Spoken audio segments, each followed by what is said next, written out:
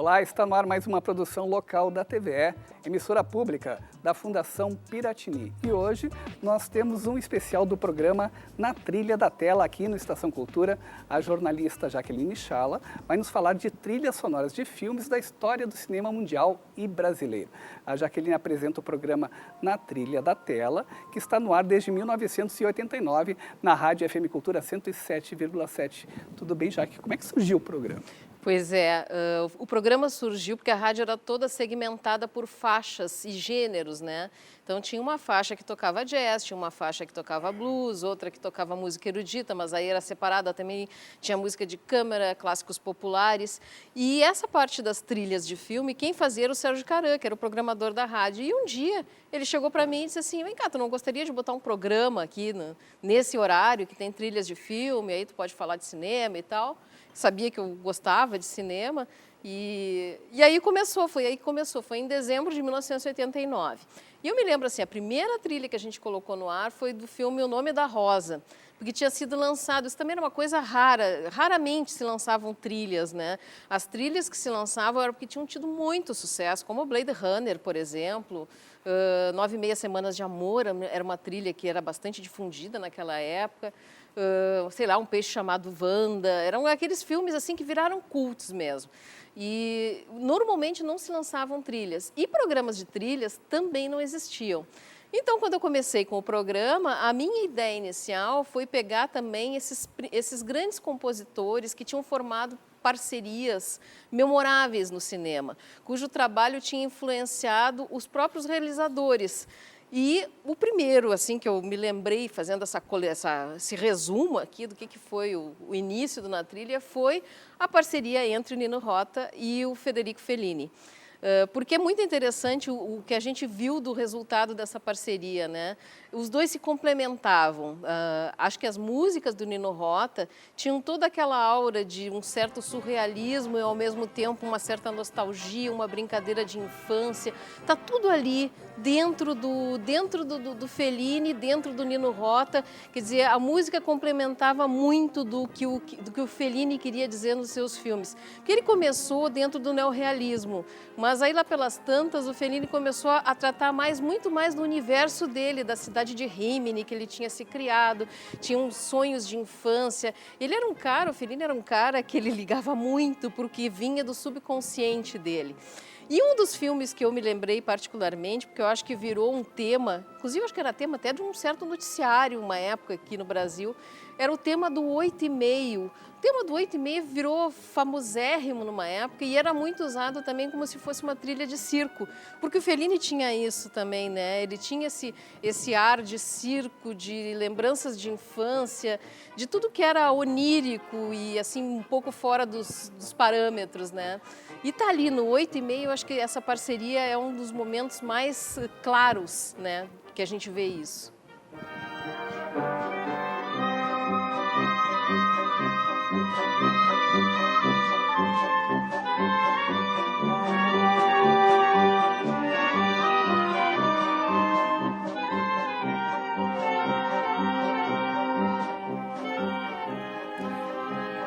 Já que outro clássico do cinema é Hitchcock.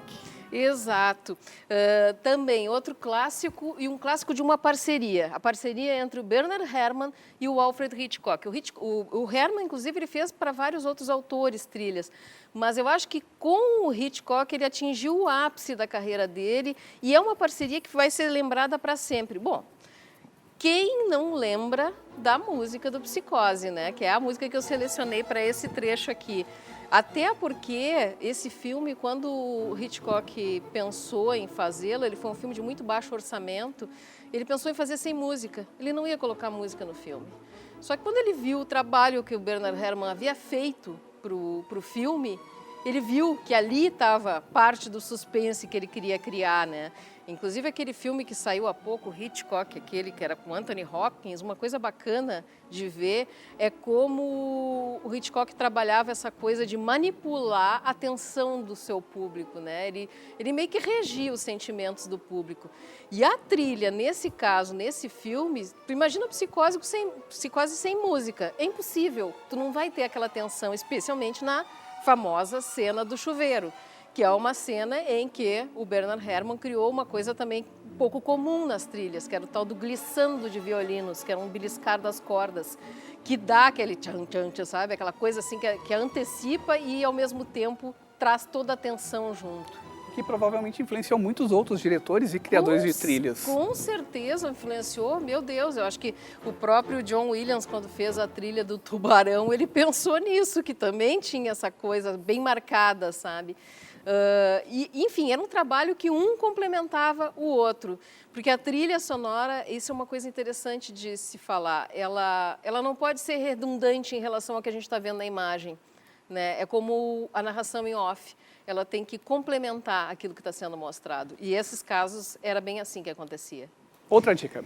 Bom, outra parceria que eu acho sensacional é do David Lean, Sir David Lean, com o Maurice Jarre. Maurice Jarre, que fez muitas outras trilhas também com outros diretores, mas que com o David Lean também ele alcançou o auge da carreira dele em filmes como Lawrence da Arábia, que a gente está vendo aí já ao fundo, que também é uma das trilhas mais clássicas assim do cinema, é um épico falando sobre o colonialismo, sobre esse personagem incrível que era esse coronel do exército britânico e, cara, com vários clichês sobre imperialismo, sobre colonialismo, sobre essa arrogância britânica em dominar o outro, mas um dos momentos mais bonitos do cinema e, ao mesmo tempo, também o auge da carreira do Peter O'Toole, né? O Peter O'Toole virou a cara do Lawrence da Arábia, né? E a trilha é belíssima. E nesse também, uma outra inovação, que é o uso do theremin, que é um instrumento criado por um cientista russo e que é um instrumento totalmente eletrônico. E o Maurice Jarre inovou usando o theremin aí.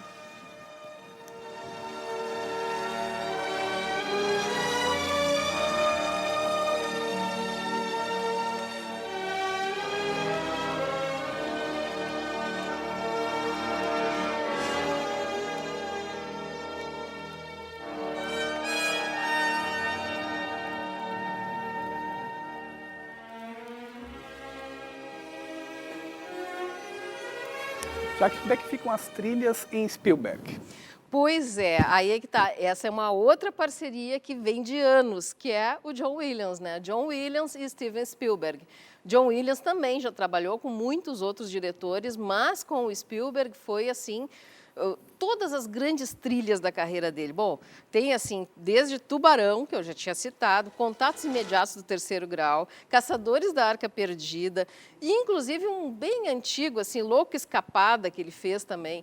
E nesse caso, no trecho que eu separei, é o do ET, que eu acho que também é uma das cenas memoráveis do filme, aquela corrida de bicicleta, onde o ET está escondido dentro de uma cestinha, só a carinha dele ali para fora, e todo mundo, é impossível tu não lembrar dessa cena, sem lembrar também da música que o John Williams fez, uma música que lembra um pouco de sonho também, uma música que tem tudo dessas matinés de aventura, que era...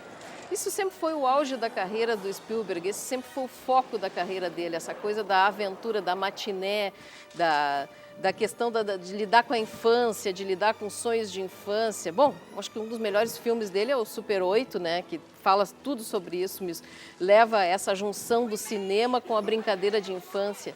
E o ET é um dos momentos assim que acho que essa parceria também deu mais certo, né, especialmente nessa parte da corrida de bicicleta.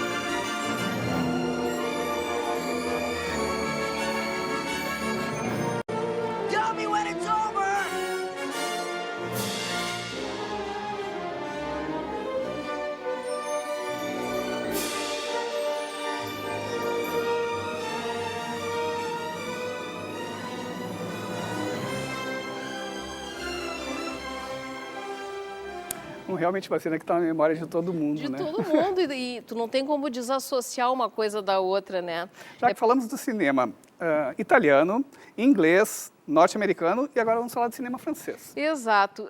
E uma coisa que eu acho engraçada é que é difícil tu ver essas parcerias novamente, entende? Essas parcerias de complementariedade tão grande. Agora, uma trilha que eu acho que marcou muito o início dos anos 2000 foi O Fabuloso Destino de Amélie Poulain, porque é uma trilha que ela conseguiu se destacar para além do filme. Ela é uma trilha do Ian Tiersen, que ela conseguiu não só chamar para o filme, mas também vender muitos discos desse compositor. Tu vê, ele é um francês de origem judaica, com raízes belgas e norueguesas, e ele compõe para piano, sanfona e violino. E tudo isso está ali dentro dessa trilha em temas assim belíssimos, a Valsa da Amélie, Rue des Escalades, tem 500 temas desse filme assim que todo mundo adora ouvir. E é uma música assim que complementa o filme também, tem esse sentido de complementariedade, né? E ao mesmo tempo ela pode ser ouvida tranquilamente sozinha, porque ela é muito bonita. De la pâtisserie, il y a des sucettes Pierrot Gourmand. Vous sentez ce parfum? C'est Pépone qui fait goûter ses melons aux clients. Allez, allez, goûtez mon melon. Ah, chez Marion, il faut de la glace au calisson. On passe devant la charcuterie, 79 le jambon à l'os, 45 le travers de micelle. On arrive chez le fromager, 12,90 les picodons de l'Ardèche et 23,50 le cabicou du Poitou. Chez le boucher, il y a un bébé qui regarde un chien qui regarde les poulets rôtis. Voilà, maintenant on est devant le petit kiosque à journaux, juste à l'entrée du métro. Et moi je vous laisse ici. Au revoir. Bem, a Estação Cultura agora vai a um breve intervalo. No próximo bloco nós continuamos nosso especial na trilha da tela com Jaqueline Chala aqui no Estação Cultura. Nós já voltamos.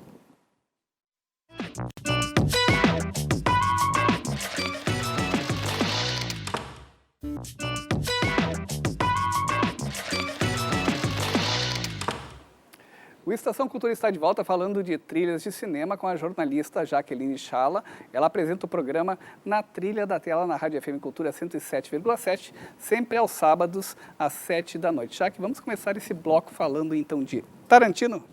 Exato. Também é um caso curioso, né? Porque o Tarantino, ele até tem algumas preferências que tu vê, assim, mas ele é um cara que, como ele trabalhou numa videolocadora e ele sempre foi muito cinéfilo, muito pesquisador das coisas, ele vai a décadas anteriores à sua própria existência, né?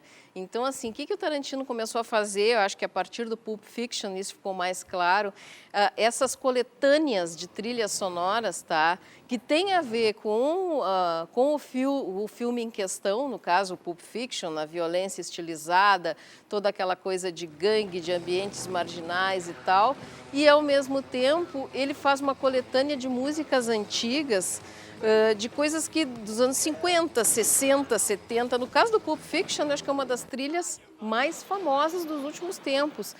Há pouco tempo comemorou-se inclusive os 20 anos, né, do Pulp Fiction, em 2014, e aí veio à tona, assim, meu Deus, ele desencavou ali a surf music com o Misirlou, ele desencavou o Dick Dale, ele desencavou coisas do Chuck Berry, Surf Rider, sei lá, Song of a Preacher Man, Dustin Springfield. Ele é um desencavador de coisas e ele acaba com essas trilhas revitalizando coisas que já estavam esquecidas. E essas coletâneas acabaram se tornando uma moda em trilha sonora também.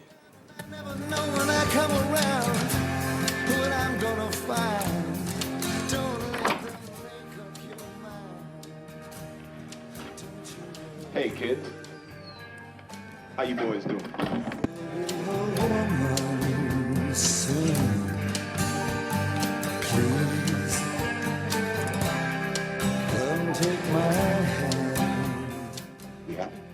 Yeah, we have. I mean, do you think that God came down from heaven and stopped us? Oh, fuck's happening? Oh, man, shit. man. Oh, man, I shot Marvin in the face. Why the fuck you do that? I didn't mean to do it. It was an accident. Get down, get down, get down, get down, get down, get down, get down, get down. Did you notice a sign in the front of my house that said Dead Nigger Storage?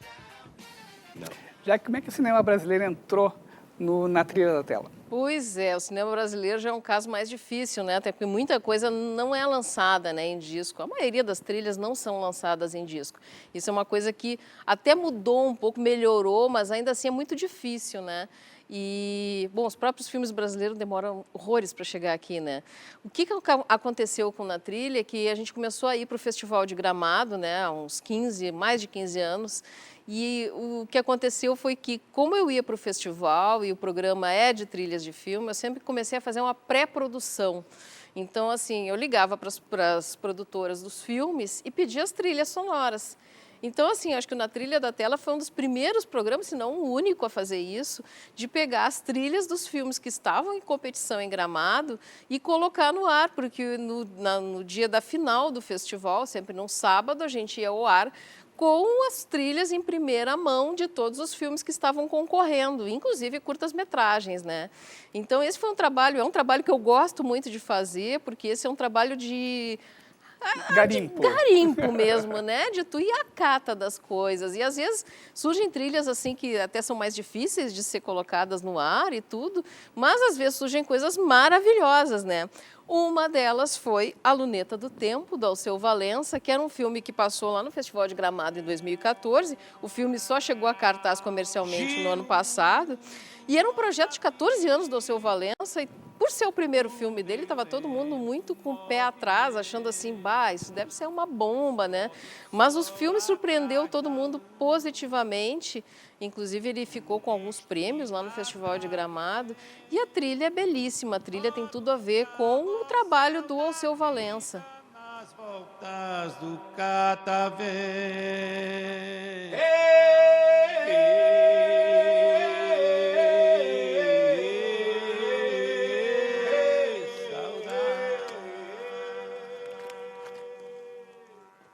Onde achasse essa luneta? Eu tomei de Satanás. Já que cinema gaúcho, algumas dicas. Pois é, cinema gaúcho também. Se o brasileiro já é difícil, o gaúcho muito mais, né? A gente começou a ter mais coisas de trilhas, de filmes, de cinema gaúcho a partir da Casa de Cinema. Houve uma vez um verão, né? Houve uma vez 2 verões da turma da Casa de Cinema, eu me lembro que eles lançaram essa trilha também. E a gente teve há pouco tempo aí um filme que se chama, aliás, Filme sobre um Bom Fim, do Boca Migoto, que ele fez esse tipo de coletânea e que tem a ver com a própria história do filme, do documentário. É um documentário sobre o Bom Fim que teve uma cena, tem uma cena cultural fortíssima, e naqueles anos retratados ainda, que é os anos 80 até início dos anos 90, 70, 80, 90, até esses anos aí surgiram grupos e mais grupos de rock, de punk, de tudo que era moderno e avant-garde que acontecia em Porto Alegre, surgia no Bonfim. E o Boca Migoto foi super consciente disso nessa trilha sonora que ele fez, que ele selecionou para o filme, botando ali Cascaveletes, Graforreste, Larmônica e o Júlio Reni, Não Chores Lola, que está aí nesse clipe que a gente vai ouvir. Um coração partido não é o fim. Não chores, Lola. Um coração partido não é o fim. Você vai comprar um vestido novo, vai mudar o penteado, vai fumar outro cigarro, mas o que importa é a cama vazia. Um filme sem ilusões. Não chore, Lola. O coração batido não é o fim. Não chore, Lola. Já que a gente está terminando o programa, e qual é a última trilha que você destaca? A Última Estrada da Praia, por sinal, né? Que é uma trilha que foi feita pelo Arthur de Faria, mas também tem inclusão de outros autores e tal. Tem Arnaldo Antunes, Belchior, Júpiter Maçã, o Vander Wilner, mas tem essa parte do Arthur de Faria e seu conjunto. O Arthur, que aliás, agora há pouco, depois de vários anos, está conseguindo lançar uma outra trilha que ele fez há pouco, uma trilha belíssima, por sinal, chamada Insolação, é do filme Insolação, do Felipe Hirsch, da Daniela Thomas, uma trilha assim super melancólica, um tom mais triste e tal, mas que tem tudo a ver com esse filme, com Insolação, que se passa em Brasília. E que tu vê, o filme é de 2009 e só agora está surgindo nas plataformas digitais. E aí a gente vê o Arthur de Faria e seu conjunto tocando e também meio que dando trechos do filme, A Última Estrada da Praia, que era uma adaptação livre da história do Louco do Cati, do Dionélio Machado.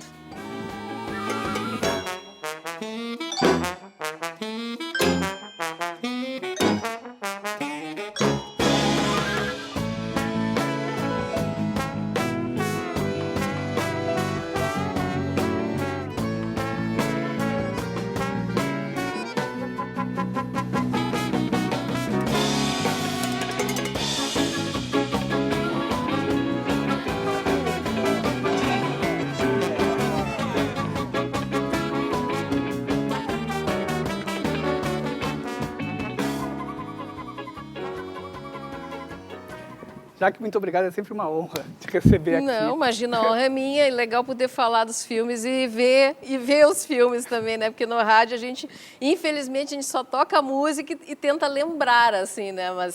Mas é bacana isso, poder ver as imagens também. Bem, na Trilha da Tela, todo sábado, 7 da noite, na Rádio FM Cultura 107,7. A gente se vê na próxima edição. Tchau.